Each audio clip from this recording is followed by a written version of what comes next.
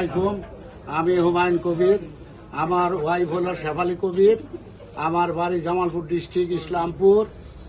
2021 সালে আমার ওয়াইফের ওভারি ক্যান্সার ধরা পড়ে। ক্যান্সার হঠাৎ করে ধরা পড়ার পরে অপারেশন করি। অপারেশন করার পরে 2.5 কেজির মতন টিউমার বাড়ানোর পরে এটা কেমো দেয় স্কোয়ার হাসপাতালে। কেমো দেওয়ার পরে 3.5 বছর ভালো থাকে। ফির আবার গত ডিসেম্বর মাসে 25 সালের ডিসেম্বর মাসে আবার ক্যান্সার ব্যাক করেছে। 24 সালের ডিসেম্বর মাসে ফির আবার ক্যান্সার ব্যাক করে।